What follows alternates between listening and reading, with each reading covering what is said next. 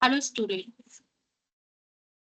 So last week we discussed mostly on Fourier series, Fourier transform. So this week six topics was signals and system, that is continuous time convolution and LTI system properties. So basically I would be waiting for some students. I think Muskan has mailed me with some questions. I don't know if she is joining or not, but even if she is not joining, the recording is available in the drive folder that is shared with you, all of you. So I would like to proceed because time is running. Okay, so going ahead, the outline which I will be covering today will be continuous time convolution integral, then continuous time convolution example one, that was in line with the whatever the professor has taught you in the NPTEL videos. My videos, yeah. So the third topic which I'll be looking into is continuous time convolution example two.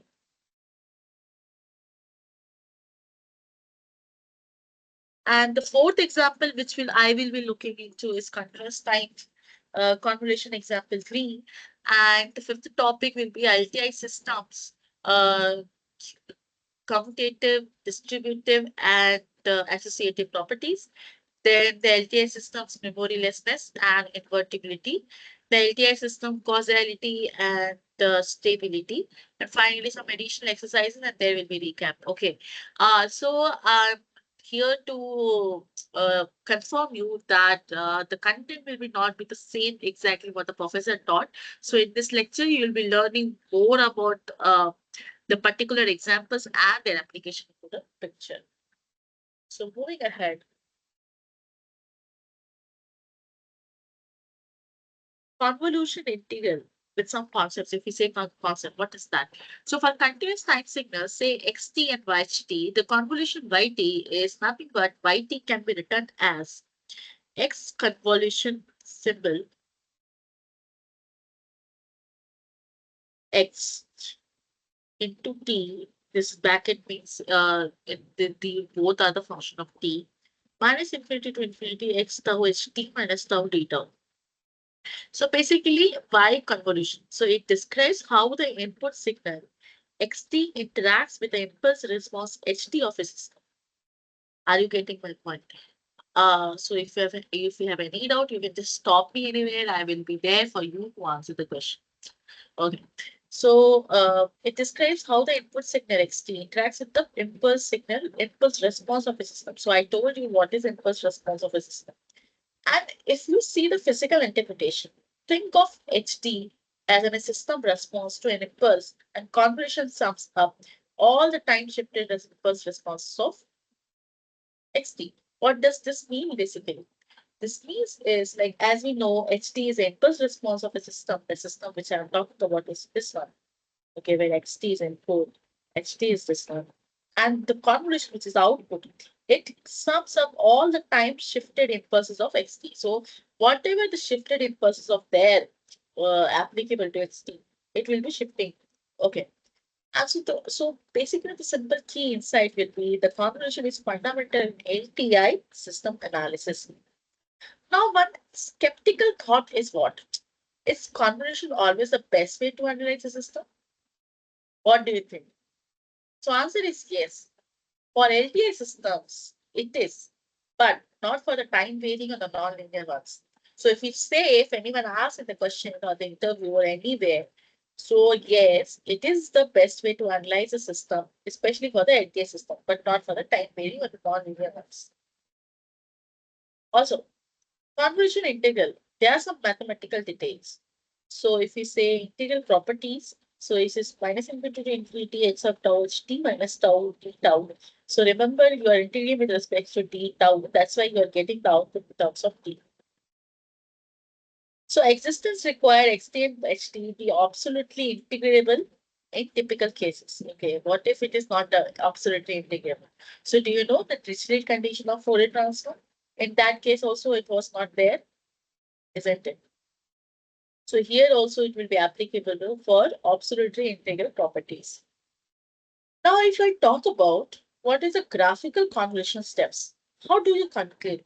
How do you come up with this? So if you simply say h tau, suppose it is a simple function. So imagine a function. So it's a function means here, it's a graph where you have this function of tau. Now you have to shift 2x h of minus tau. Okay. Similarly, you have to shift t to h of t minus tau. So what exactly I'm having? It's a graph. It is minus tau, then it is shifting to ht minus tau, finally multiplying with x of tau, finally multiplying with x of tau and integrating over all this one. You'll be getting the convolution. So what exactly I'm trying to say? You have a function h of tau. You have a function of x of tau. So let's say we have function of x of tau.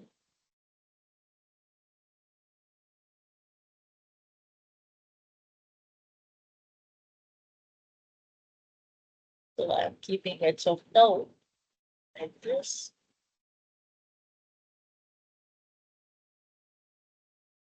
And we'll have, let's say, suppose different x of tau. Let's say I'm keeping simple same. Why? Because I know the convolution of these two. Let's say one. Let's say one. Now what I'm trying to say is you have to do first step as h of minus tau. So what will be the h of minus tau?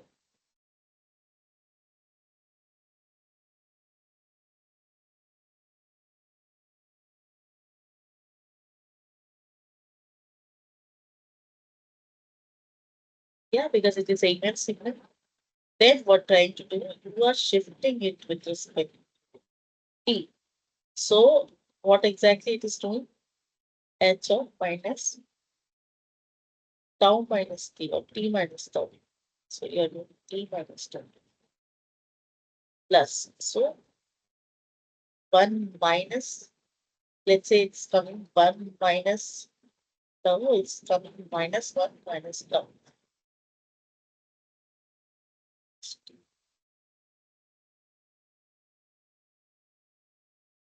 Finally, you're shifting this over here. Okay, and finally integrating with this multiplication. And this area, the sum area, will be coming as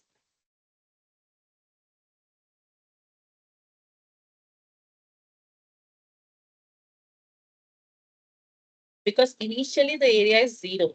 So 0, 0, then starting to this point. Okay. So this x of tau, x of tau. So this area is this. This is a convolution. And what this one? This is minus 2 to positive because here you will just add the numbers. And the slope here is, suppose this is A, this is B, plus AB, minus AB. Standard formula that I'm trying to use here. But if you suppose you have the width as two different width. So in that case, it is a trapezoid. Okay, in that case, it is a trapezoid. It will be like this, like this, like this. Okay. What I'm trying to say, and wherever the width is less, so you'll have uh this one simply, then this one. This is the constant one, where the constant one will be for the duration of what? Max minus min length. Okay. This is simple convolutional intuition graphically.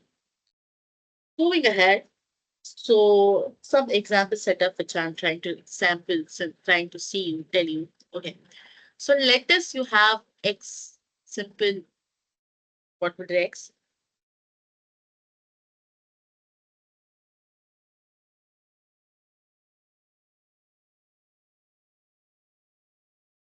X1. X1. You have ht. This is 2, 0. This is h of t because it is slope is t.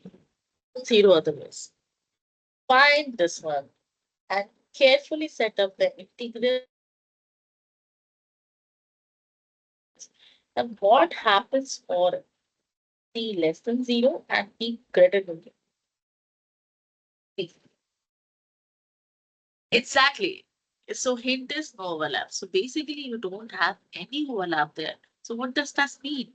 It means that you have the integration as 0, isn't it? Because you are multiplying some one positive thing and the negative thing, and wherever the value is there, and in that case the value is not there. So in that case it is 0. Well and good. Okay. So I'm also solving the problem for you to have the proper understanding. So let's say, so since there was no overlap, so here it was 0. So let's say yt is nothing but from 0 to 1, because since the both limit is 0 to 1, so it will go from 0 to 1 only. X tau ht minus tau d tau, and its tau is 1. And whereas t minus tau for a, where there is an overlap for 0 to 3, so this is this one. Okay. Beside, because outside that ring, the overlap is 0. Okay. Check. Does this make sense dimensionally and for boundary conditions? Yes. Okay. Okay. Please tell if you have any doubt till this point.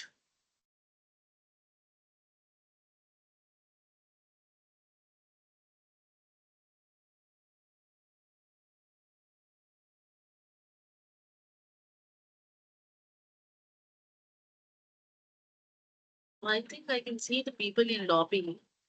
Why they are not joining? I have tried admitting them.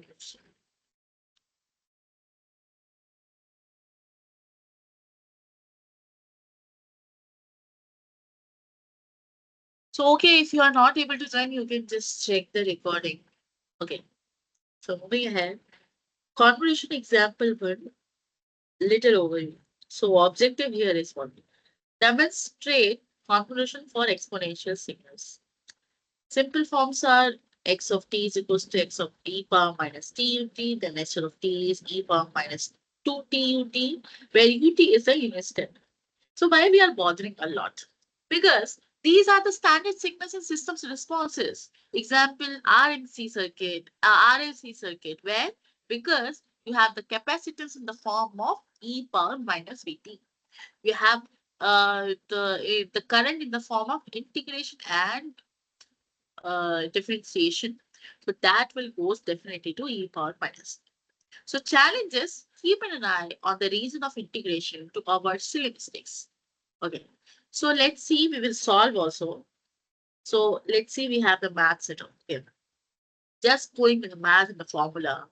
So we have yt is equals to minus infinity to infinity e power minus tau u tau e power minus t minus tau u t minus tau d tau. So there is a sure shot gate problem from this topic. You have to remember this.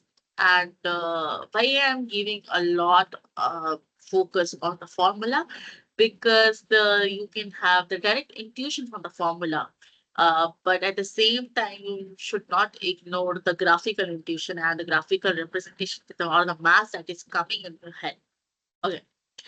So because of the step functions, you have tau greater than equal to 0 and t minus tau also greater than equal to 0. So that means tau less than equals to t. So before seeing this particular slide, have your time and solve this problem. I really want you to solve. So giving you just 2 minutes break to have to solve this problem. And please put your solution in the comment box. I'm waiting for you. Since this is a live session, so live means live, and you have to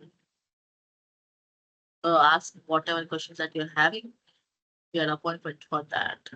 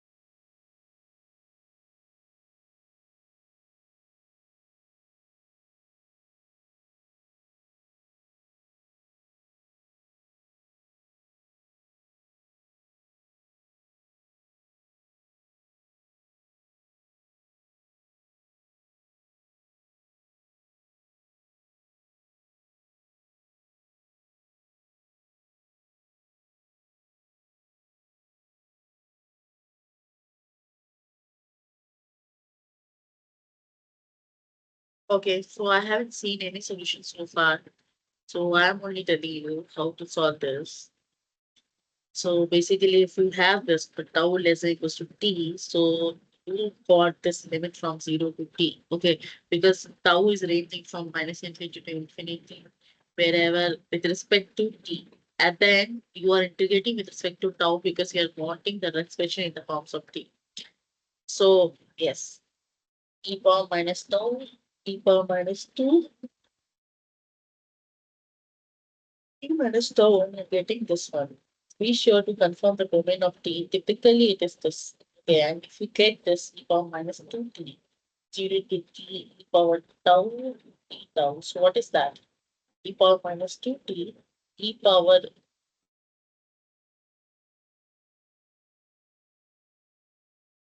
tau. Okay, 0 to t, and here you're getting e power minus 2t e power t minus e power 0 is what? 1. So, e power minus t minus e power minus 2. Yeah, so answer is this one. So basically, it is for the greater than t equals 0. Why? Because no t was involved, and t, it is just a function for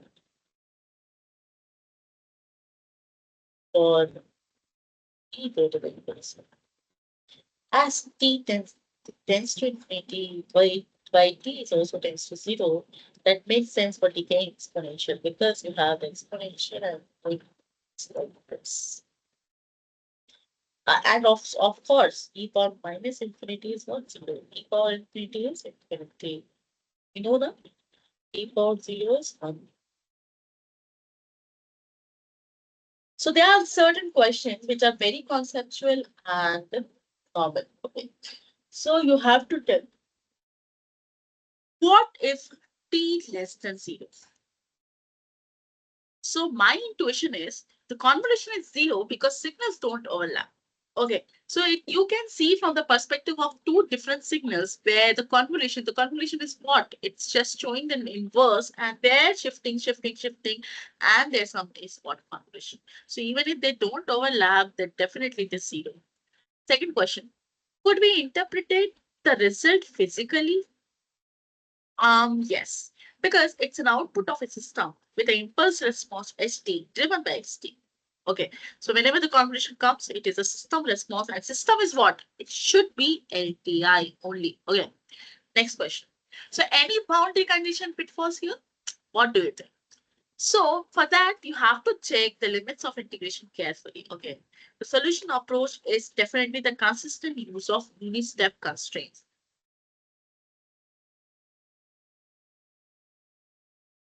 Okay, moving to the next topic, which is the convolution example concepts. Okay, this is the second type. Okay, so here the idea is what? The idea is a convolution of a rectangular pulse with another rectangular pulse. Okay, because they rect the function typically one in certain interval or zero otherwise. So convolution of two finite duration signals is either rectangular or a trapezoidal depending on the overlap. So why only triangles? Because the overlap region goes linearly, then shrinks also linearly, as we saw in the example. So let's say with simple example. Okay. So here we have rect t by t. So what does that mean? Here it will be returning some sort of problems. Okay.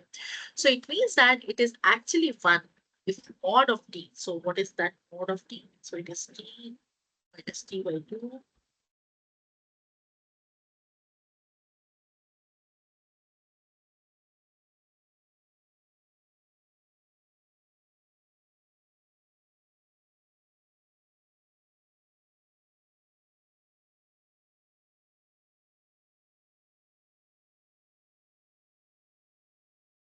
So here is what?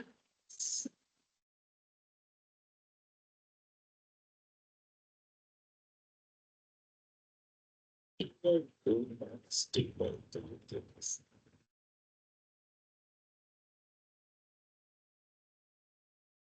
So what is the convolution of this? Simple. So again, it will be rectangular only, which is not a trapezoid in that case because both the width are same. Tell me the exact expression for this. Tell me the exact expression. Waiting for 20, 30 seconds.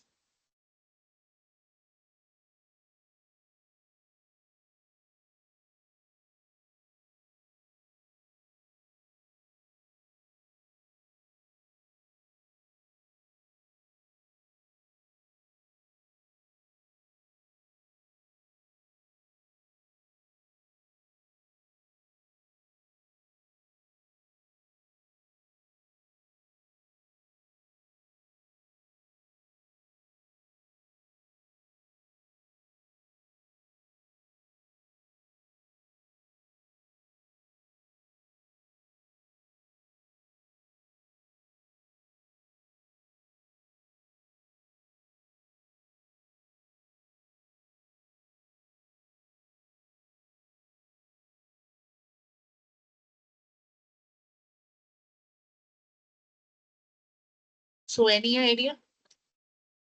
Effectively, the integral is not zero only where both red functions are wrong. Okay. So overlap reason in tau is where it is from minus t by 2 to t by 2 and minus t by 2 to t minus tau to t by 2. Basically, t minus tau is actually multiplying here. So this leads to piecewise linear function for yt. But still, I'm waiting for the exact expression. What do you suggest? What do you suggest?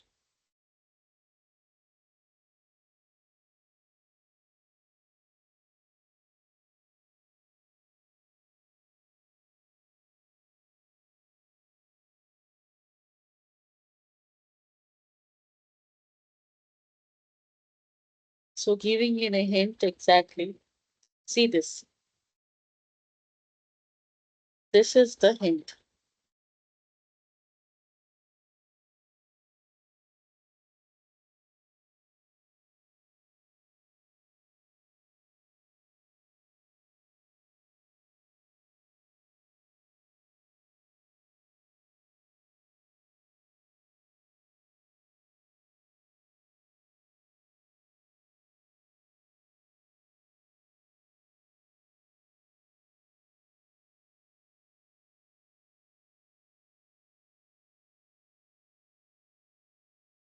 So what exactly is the so triangular shape means max of yt occurs at t is equal to 0 with value t, capital T.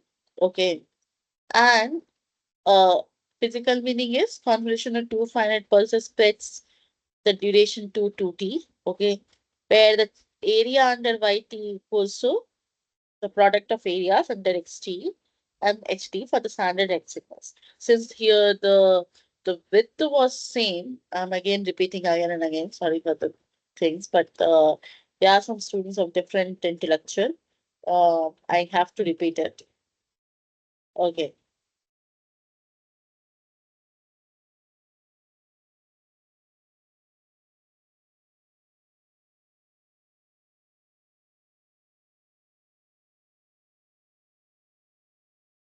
So moving ahead.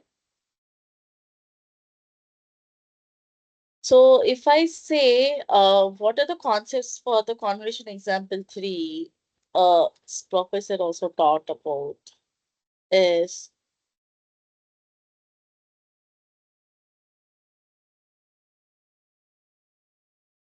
is what?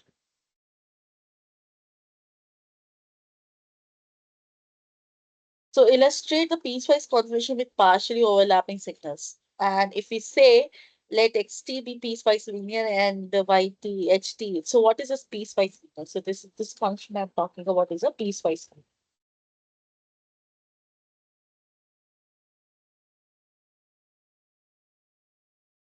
So it is associated with a constant as well as here. So let xt be piecewise linear, yt is also ht is also a piecewise linear. Many students forget to break the integral into multiple intervals. So skeptical thought is always verify the final piecewise expression with a quick sanity check or by plotting. Okay, so there are some examples, and this example I would like to know from you. So, what will be the answer for this? Please tell.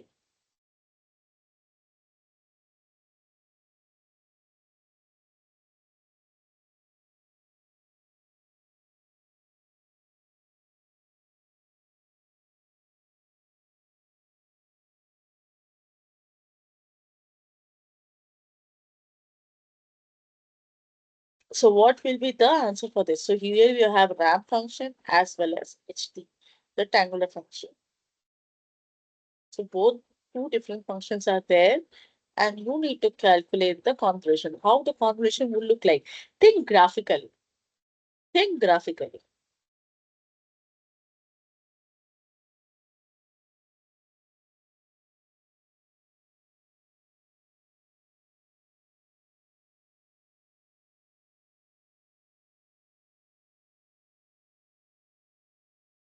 Think graphically.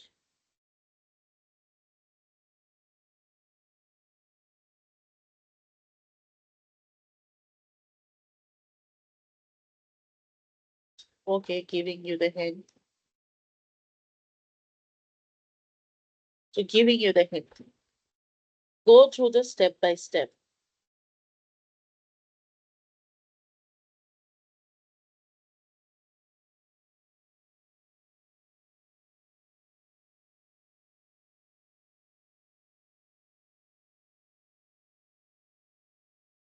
So, we have to first, if ht minus tau,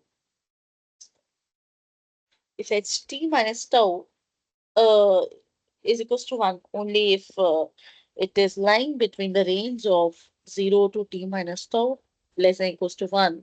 This implies t minus tau uh, ranging from t minus tau to t.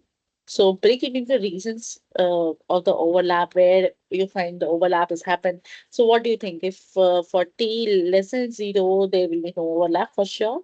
For for t between 0 to 1, the upper limit will be t in this case. And for for 1 to 2, the upper limit is still t. Okay. But the lower limit, what will the lower limit? Here is a trick. It will change. So it will change. So for the t greater than 3, again there will be no overlap. Okay, works well. So with this, the result will be how, so you have to calculate this. So I have just sketched out for you how the things will look like.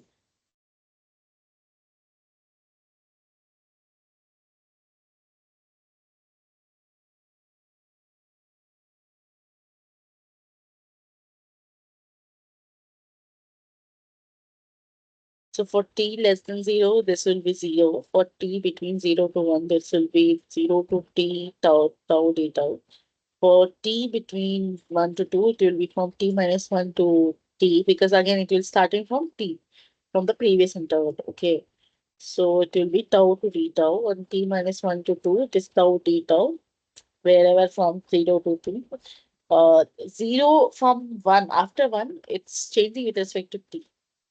Okay. So verify the continuity at the boundaries. For example, t equals to 1, 2, and 3. So pro tip is always the label the piecewise intervals clearly to avoid confusions. So you have to label piecewise intervals clearly to avoid the confusion. That is bare minimum thing that you have to do. Okay. So now coming to LTI. So what are the basic properties? So as we know, we have the output of LTI system is always a convolution property. So that's why before starting this topic, I went through a lot of questions along with their answers, along with their solutions and their hints. So if you come across with such type of difficulties, you have to tell me or email me. I will come up with the solution. Okay. So as I can see, the students are not joining our class. So maybe they will be watching the recording, and there are a lot of TAs for this particular course. That can be one of the reason. Okay. So basically, if I talk about the LTI system, so it is first a commutative. Commutative in the sense is A convolution with B is equals to B convolution with A. Okay. And the second topic is it is distributive, as we can see X, if it's convolving with the sum of H1 and H2, it will be again going inside that. So it is going inside the bracket. And associative is also a very basic and good term with respect to three particular things. So it is with A convolved with B convolved with C is equals to A convolved with B, then convolved with C. So why we have to care?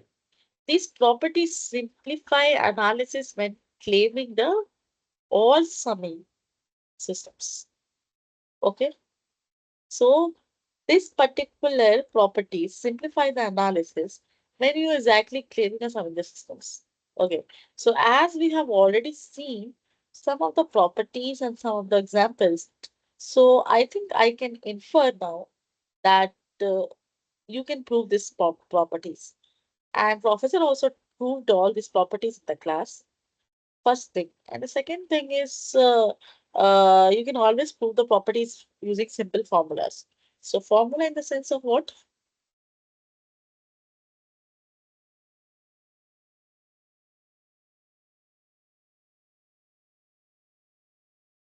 Simple minus infinity to infinity x of tau h t minus tau d tau. Remember, this is with respect to tau. That's why the output is t. Okay. And I hope this particular thing is clear to you. If it is not, you just reach out to me. Uh, So I agree that there are a lot of students who watch videos, the recorded videos. So that's why I have written the slide. So even I have also proved for you, for your understanding. So by simply a dummy variable switch, these integrals are identical. How can you see? The basic arithmetic property, you can see that this integrals are identical. So key lesson is what? It doesn't matter if you convolve the input with the impulse response or vice versa. The result will be the same. Okay. Similarly, distributivity in detail. So we have this particular thing. So it separates out this one, separates out to this one, which is giving finally the property proof for the distributive nature. Okay. So if you say the application, so application is nothing but if a system is a sum of two parallel subsystems, the output is a sum of subsystem output. So if you have two system,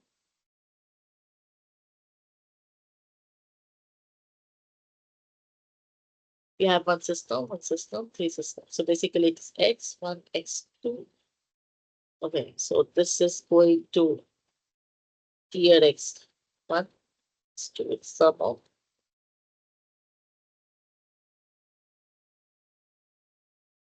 So basically, if a system is sum of two parallel subsystems, the total is output is sum of each subsystem output. Okay. That's why just suppose y1, y2, so it can be just y1 plus y2 because here the subsystem is 1 and 2. Similarly, associativity in detail. So you have a simple associativity property. So interpretation is the convolution can be grouped in any order, which means that you can convolve the impulse responses first, that is a series system, convolve with the impulse response, other impulse response, or and then convolve the result with another. The final output will be same. So what is a skeptical check? So are there any hidden assumptions here? What do you think? So what I think is typically requires well-defined integrals and absolute integrability for all the symbols. It's the must thing. Okay. Now we talk about the memoryless systems.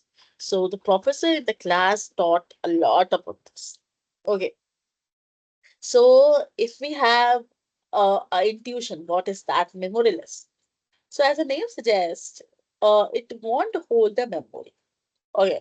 So whatever happened on the information given to you, it is not capturing the information or storing the information. That is a memory. That suppose something is given to us, so that picture. So our brain holds that. Okay. So suppose a system is memoryless if its output at time t depends only on the input at the time t. So what if I am able to recall the things only if I am seeing at the same time? So if I am seeing at the previous time and able to recall, so I have memory. Simple thing like LLMs or the chat GPT, it holds memory. If you're giving it something, it will hold memory, and then only based on the inference, it gives output. That is a memory basis. Okay. So impulse response for the memoryless systems can be written as h of t is equals to k of del of t. Okay.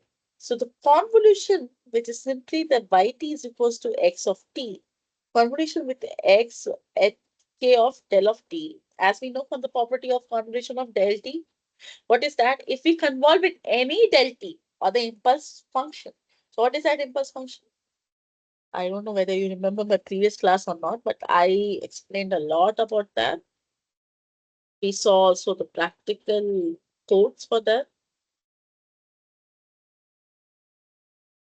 So this is basically del.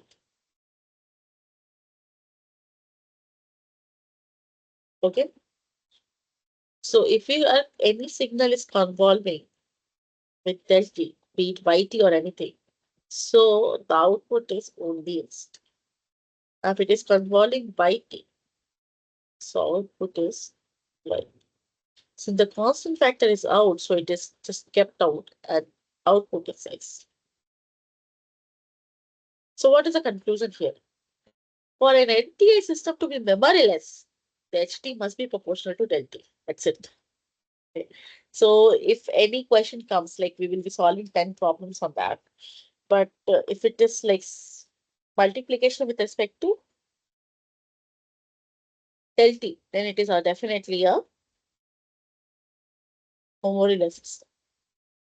Because del t is capturing the input at that time only.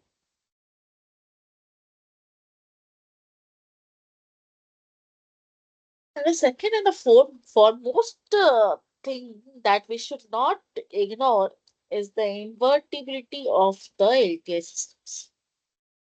So what do you think? What is that invertibility? So by going the simple formula or the simple definition, let's say you have a system is invertible if the distinct inputs produce distinct output. Like for example, invertibility, we can invert that. If it is separable at the input only, okay, and then it should be separable at the output as well, so that you can have from the output you can infer what is there in the input. Okay, simply it is just a simple word. If the distinct inputs produce the distinct outputs, that is, we can recover the XC from byte.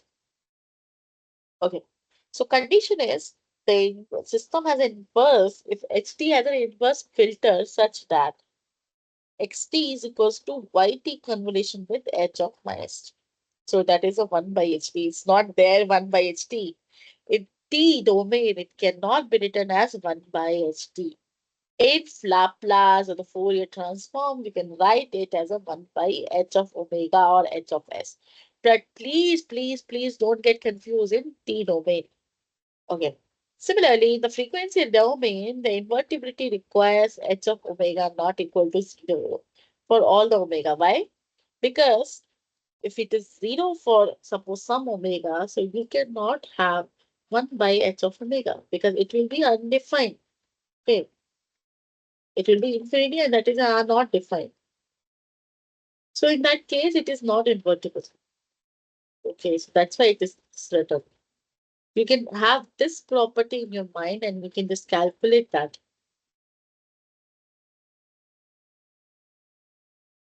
Okay.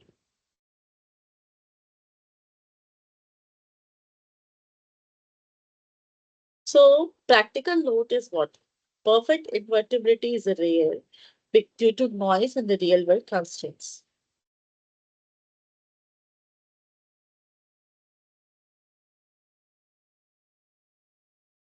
So let us have some example. Let us have some example. Uh, ht is equals to e power minus tut. ht is equals to minus tut. Then Fourier transform will definitely it's simple. Fourier transform is simple. 1 upon 1 plus j omega. Okay. So it is non-zero for all the omega. So the system is theoretically invertible. Because what I told is you should have this property. Non-zero for all omega.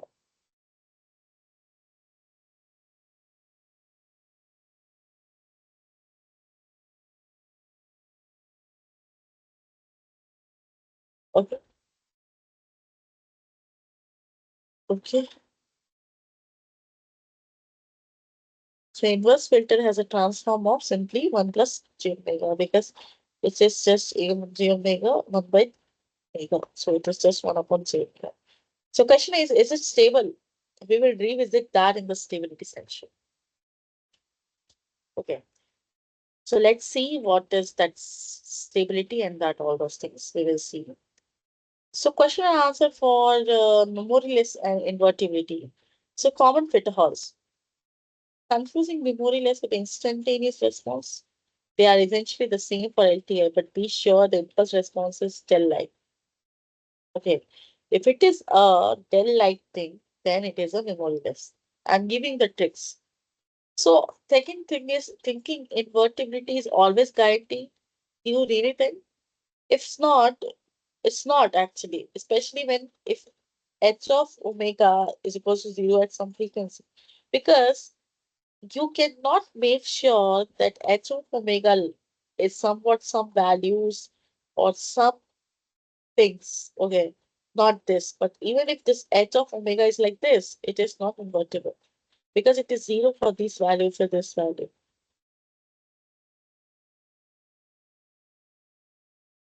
So it's a practice problem for you. Is this system invertible? The answer is yes.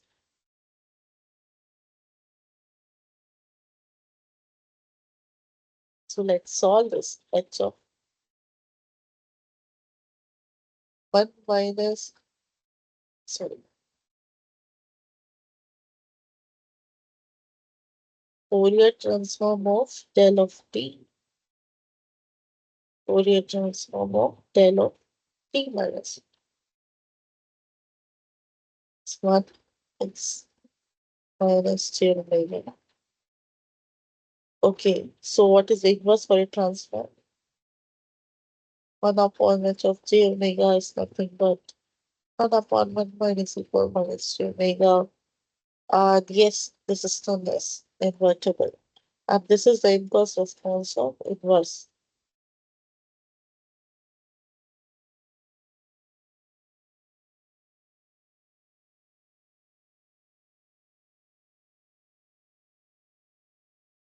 The third and the foremost and the main property is causality. So if I say in the Hindi, if something is unmatchable or unusual, then it is non-causal. Okay. So system is causal if its input at time t depends only on input values at or before t. So do you think that with a system which is depending on the future values, it's usual? Obviously no. Like whatever I'm thinking now, it is depending on the future values.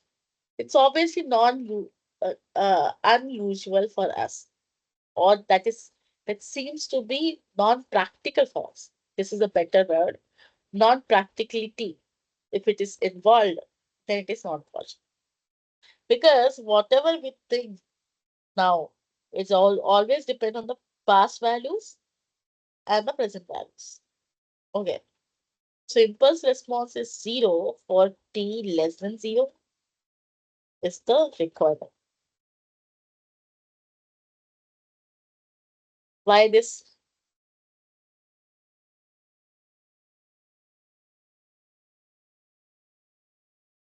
By this, because h of t is equals to 0 for t less than 0, because if it is not 0, then it is depending on the future values. Practical systems, they see. Practical system or the physical system are often causal, but not always. Example, some predictive filters. So if some predictive filters are there, which are depending on the future values also, there it is a non-causal. So convolution integral for the causal xt simplifies to 0 to t from theta, because h of t is equals to 0 for t less than 0. So t minus infinity to 0, h of t is actually 0.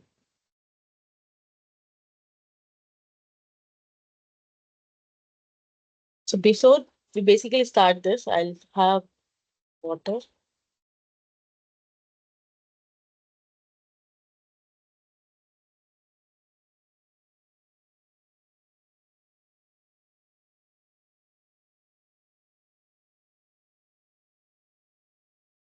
So I will be coming back in 2 minutes. Just give me 2 minutes.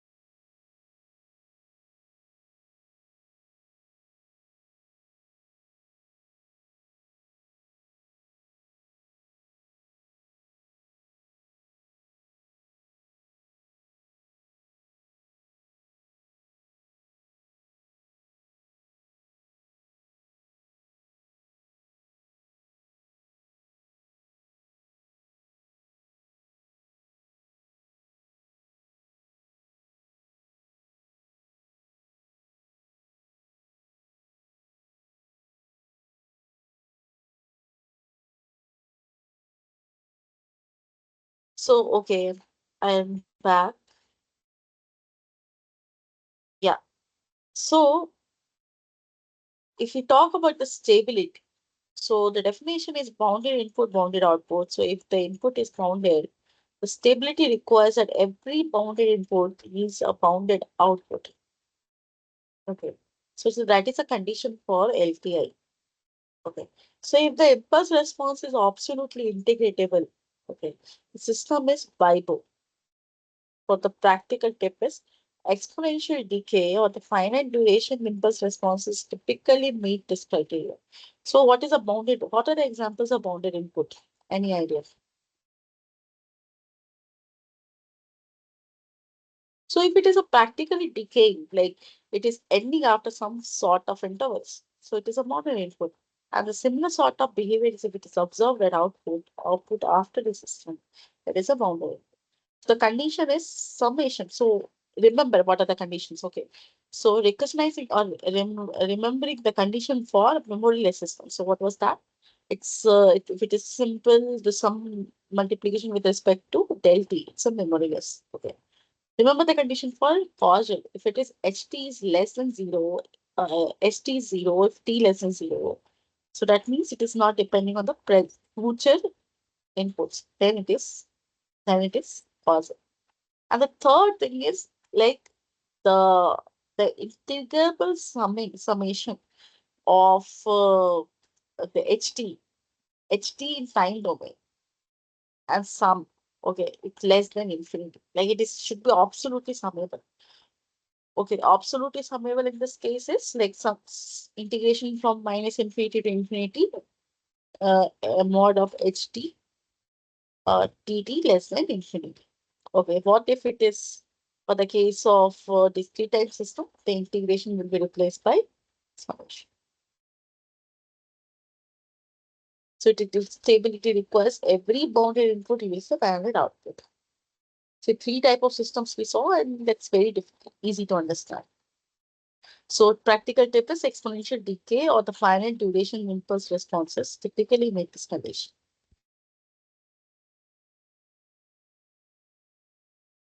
So we have some examples.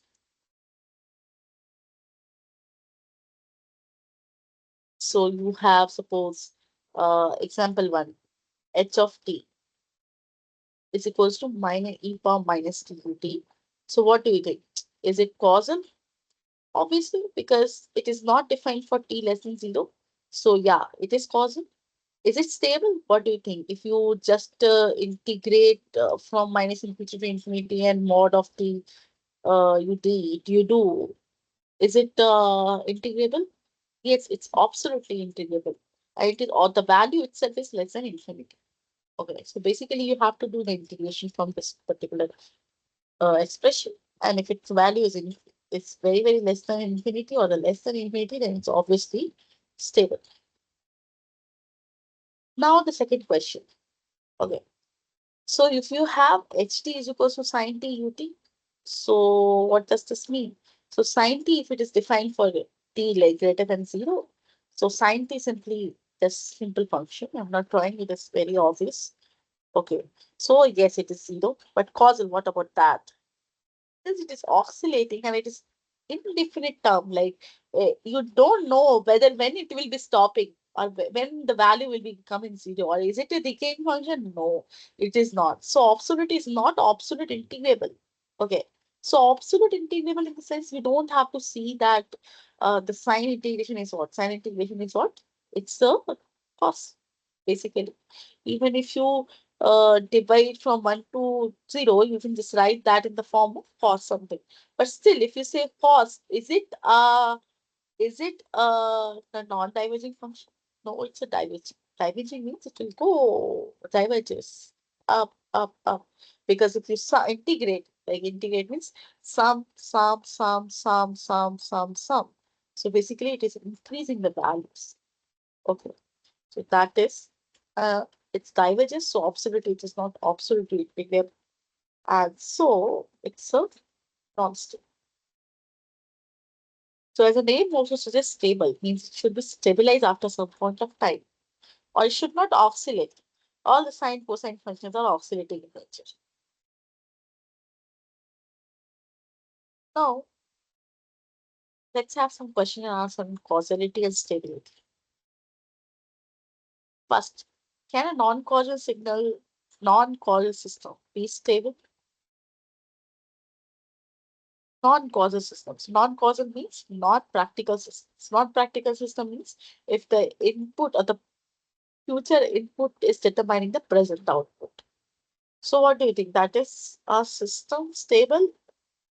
Yes, it can be, because if HT extends into a negative type but it's absolutely integrable, that is completely fine, because stability is concerned only for the absolute integrable things.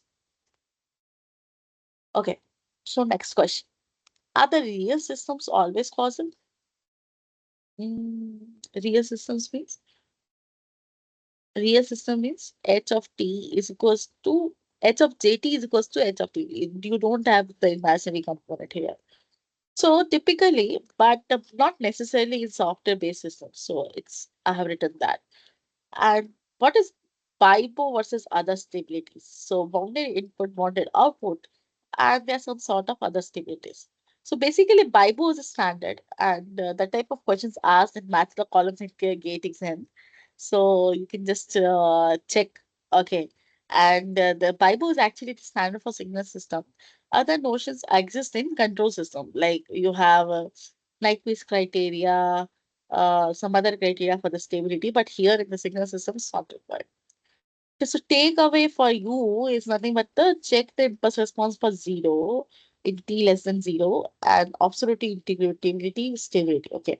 So I hope you'll not forget this ever, because you should always relate with the mind map. Okay. The next piecewise convolution. Okay. So if we have the problem, convolve x of t is equals to ut minus 1, 2. So how will it look like? It will look like simple triangular from 0 to 2. Or whereas the h of t is e power minus t ut. So again, it is a decaying function, but again, it is defined only for t greater than 0. So what are the steps? So you have to identify the interval steps for t between 0 to 2 and t greater than 2. So goal, you have to express yt in piecewise form. So piecewise form, what I told is mod of capital T minus mod of T. It's a piecewise form, okay, or capital T plus minus mod of T. So even if the mod of T is associated with any arithmetic operation, so it is a piecewise form. So there are some hint. The upper limit of tau is T, and for T greater than or equal to 2, so the overlap will change. So there are some exercises that I am giving to you, and I want you to solve that questions before moving to the actual questions and questions and solutions that was there in the last week. Sorry, the last time. Okay. So the question it's a I'm explaining the question so that you'll understand based on my teaching. Okay. So question 2 is check if the system with the impulse response you have h of t plus 2 h del of sorry h of t is equals to del of t plus 2 del t minus 1. So what does that mean? You have to find tell me whether it's causal or not. So obviously the first system is causal because it is not depending on the future output. Okay. And tell me whether it's stable or not. So how will you find? You have to find the integration of that. So it's stable also. Uh, so tell me whether it's integrable or not. It's integrable, isn't it? Because del of t, if you say simply right in the term of Fourier transform, it's just one. And e power del of t minus one simply is in Fourier transform, it's del e power minus j omega. That is decay function. So you have to find whether it's invertible or not. So the question is approach you have to do find h of omega in the frequency domain and check if it is ever becoming zero. So if it is becoming zero anytime, it's not invertible. Okay, so that is also the trick. So invertible, what is the impulse? What is the inverse filter response? You have to find just h of j omega, and 1 upon h of j omega is nothing but inverse filter response. And is that ever zero? You have to find out. So what I'm trying to say is if it h of, so you have three conditions for three systems. For stability, you have to check this BIBO, and obviously this is it should be absolutely integrable. For the causal, it should not be h of t is equals to 0 for t less than equals to 0. And for invertible, the h of j omega should not be 0 at any point of time.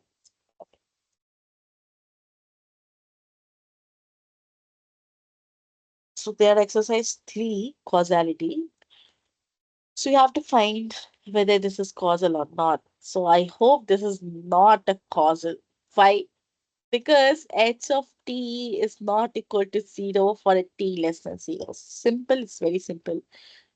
So how to check? Definition check. Causality requires of h of a t is equals to 0 for t less than 0. But it's u of minus t is 1 for t less than equal to 0. And so it is a causal or anti-causal. So it is definitely not causal.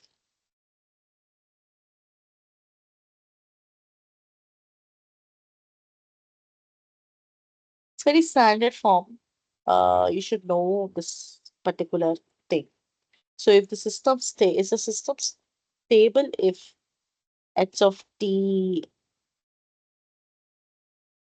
is equals to sine of t divided by t ut. So it's a sinc function. Sine pi t by pi t. Okay, so let's see. Why sinc function is not also stable or pi is not involved, so it is a sampling function, you can say. So whenever this pi is not involved, that is a sampling function. You can just check in the Google what is so sorry, what is sampling function, what is a sinc function.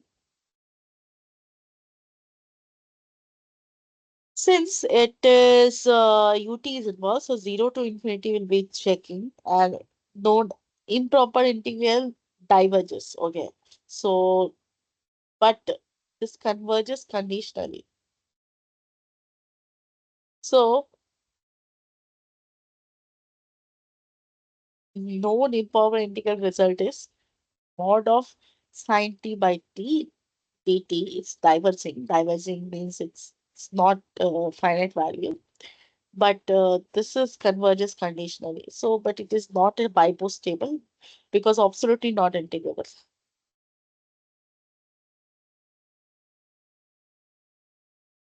So there are some key takeaways for you. So convolution is actually the fundamental operation for all continuous LTI systems. And properties of convolution that we saw is commutative, distributed, associative. Sorry. So I also told you like wherever it is involved and uh, how what is the practical feasibility of that. And invertibility requires non-zero frequency response everywhere. Okay. And causality stability requires impulse response support and absolute integrity. So try to remember this. I'm pausing here for 1 minute for you to have the proper understanding of that. Then we will move to final questions and solutions.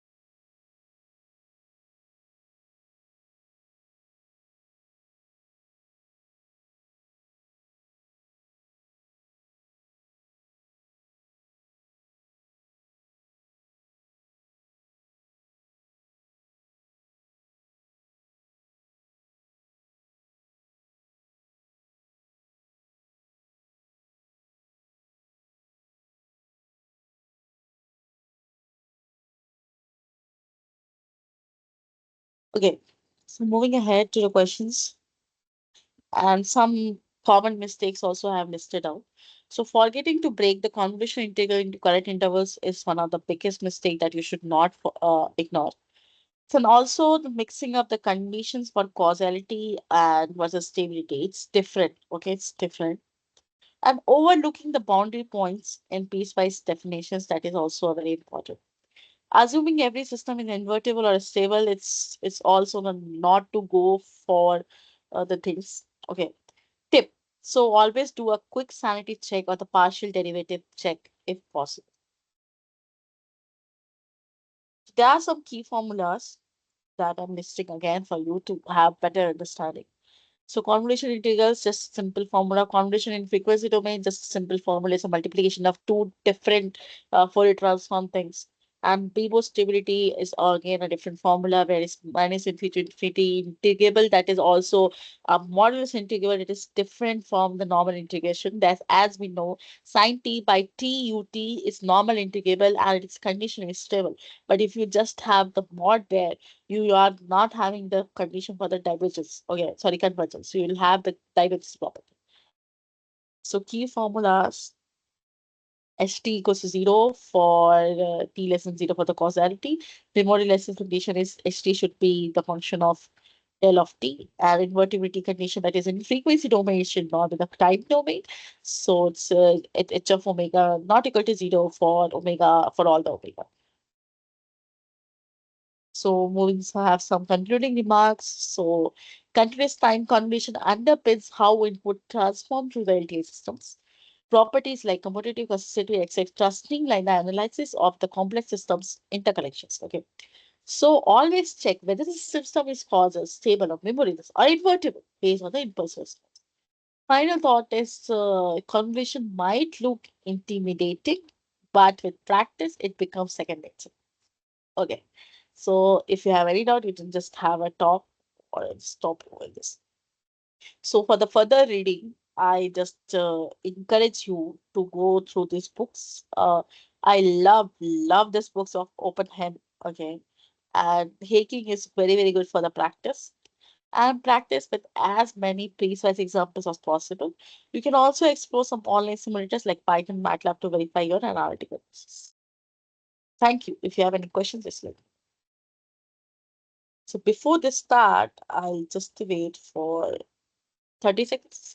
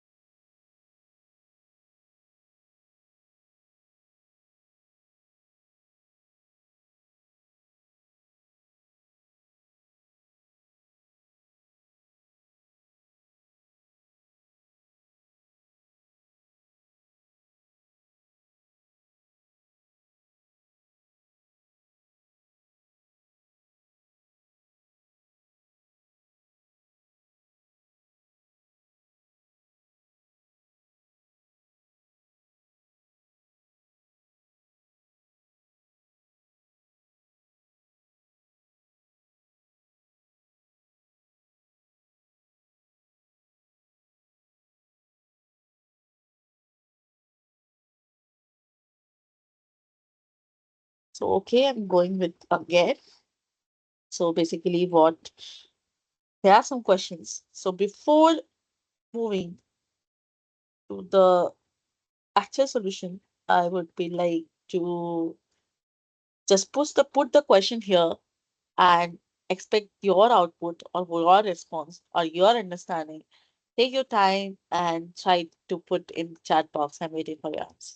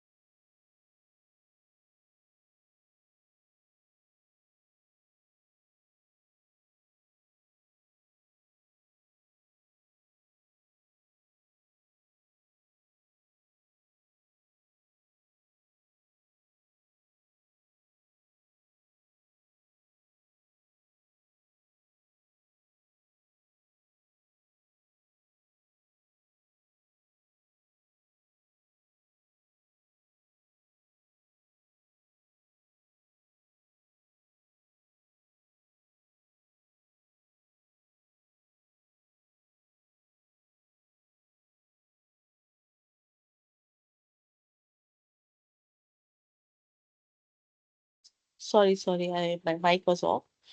So if an input xt is fed to an LTI system having impulse response ht, then output will be simply what?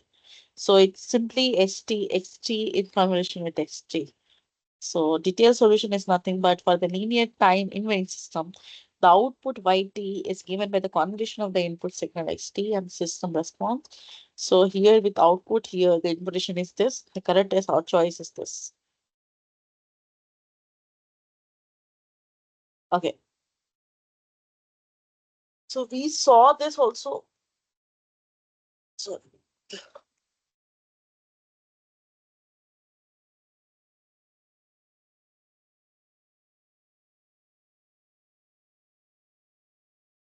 So consider an LTI system with impulse response, ht is equals to e power minus tut, where ht is same.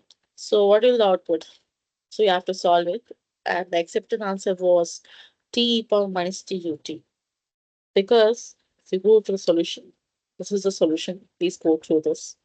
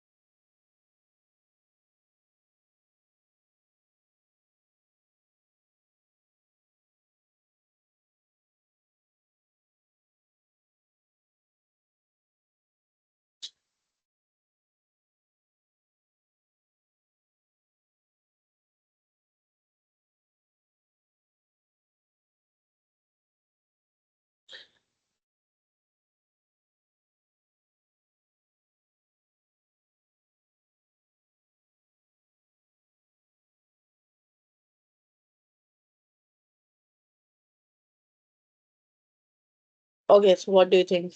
I think you have to just put in the formula and you'll get t per minus tut. Moving to the question number 3.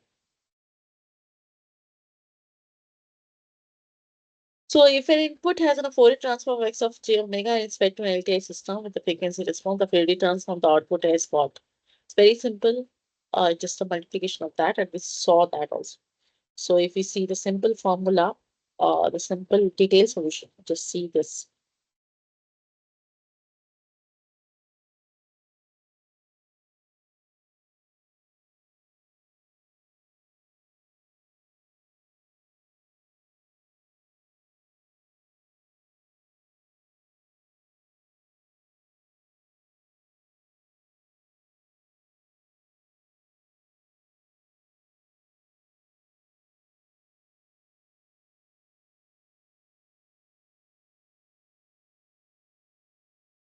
The correct Fourier transform relationship is the multiplication of two spectra.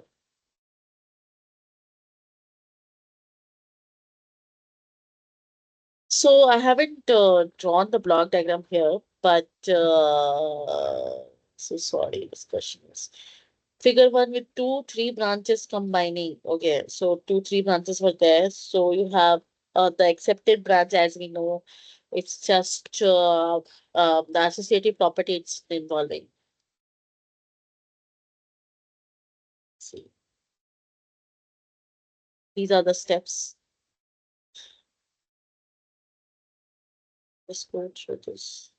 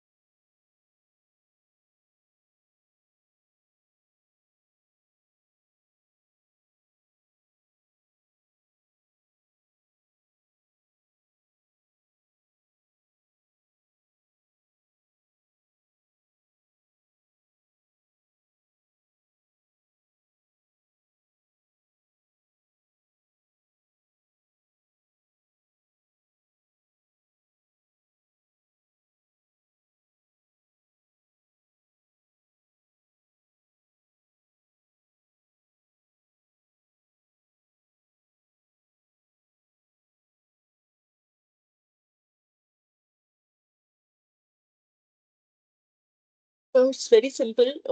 If I'm keeping in the pathway and I have written very in step by step so that you'll not have problem. Okay, so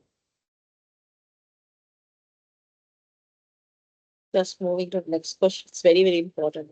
Question number 5.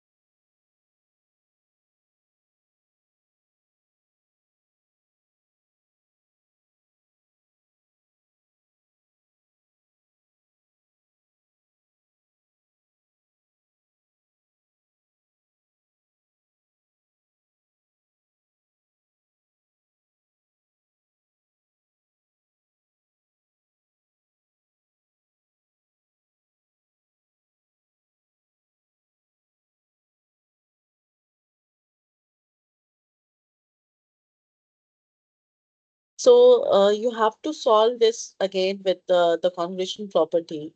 The solution is given for you here.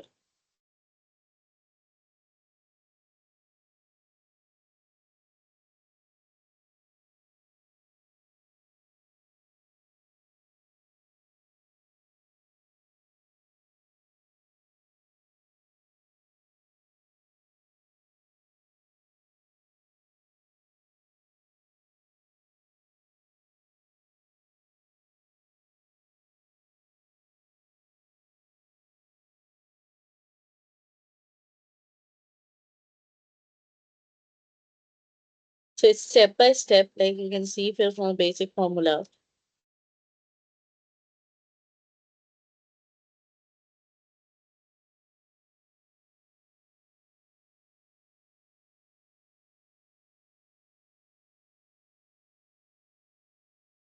It's very simple.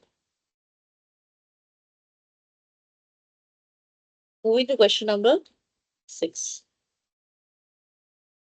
So what it is actually asking, it's a very good question, because here you have input as cos t. Okay, so as we know, cos t is diverging in nature. So again, so that will not be the case that you can directly see.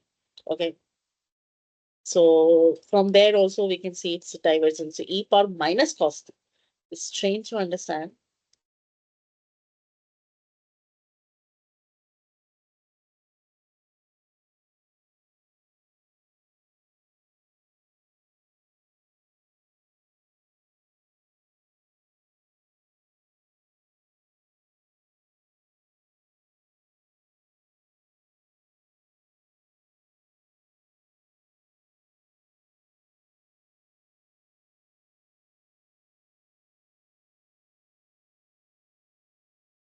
Okay, so let me show you the detailed step.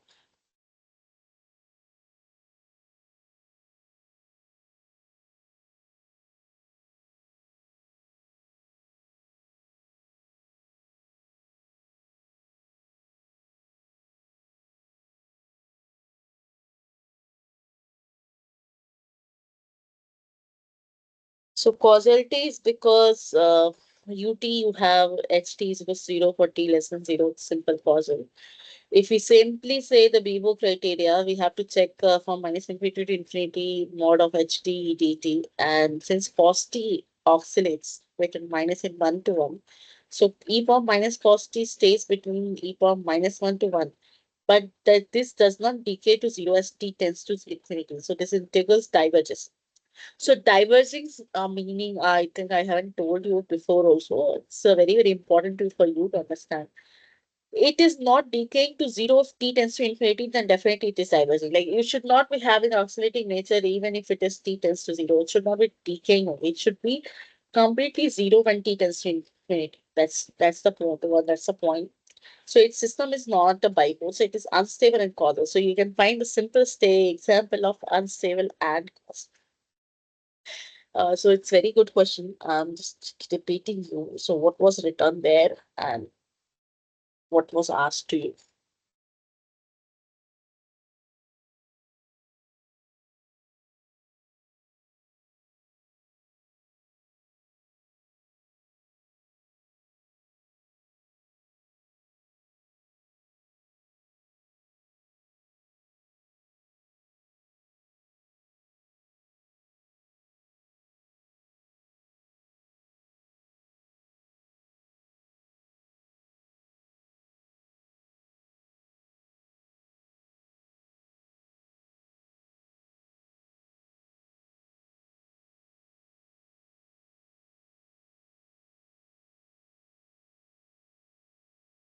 Okay, so moving to the next question again.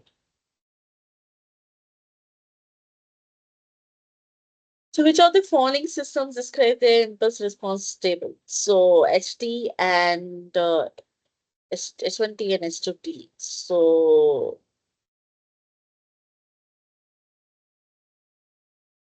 stable. Both are stable. How come? So first system is H1T is equals to minus 3 JT UT, where H2T is e power minus cos 2T UT. So let's see this intuition of that.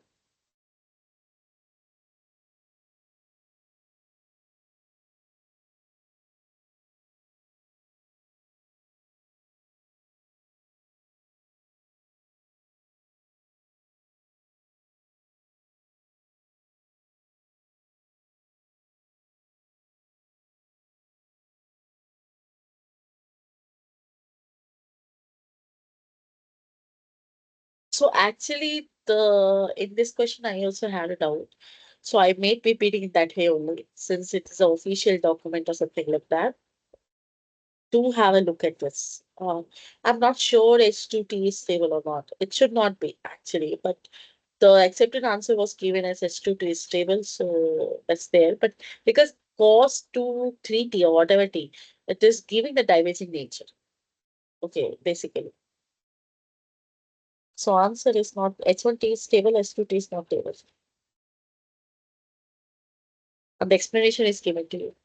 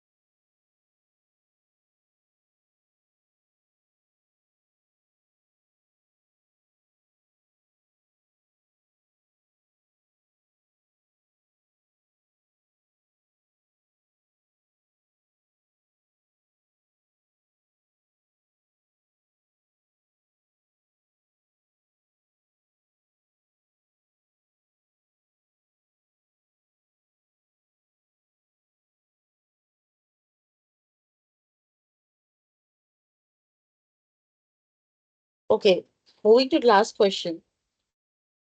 This is the question.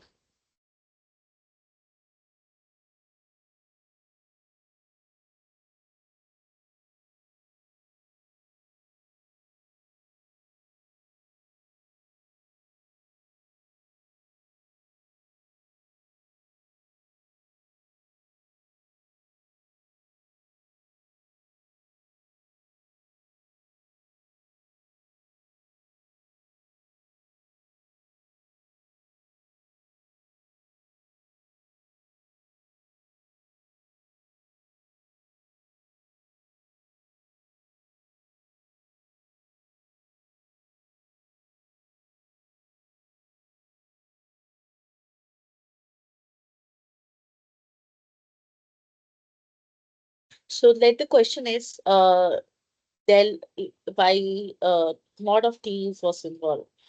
So is the system causal or stable? So possible answer causal stable, causal non-stable, or non-causal non-stable. So you have to prove whether it is. So answer is non-causal but stable. So let me prove that.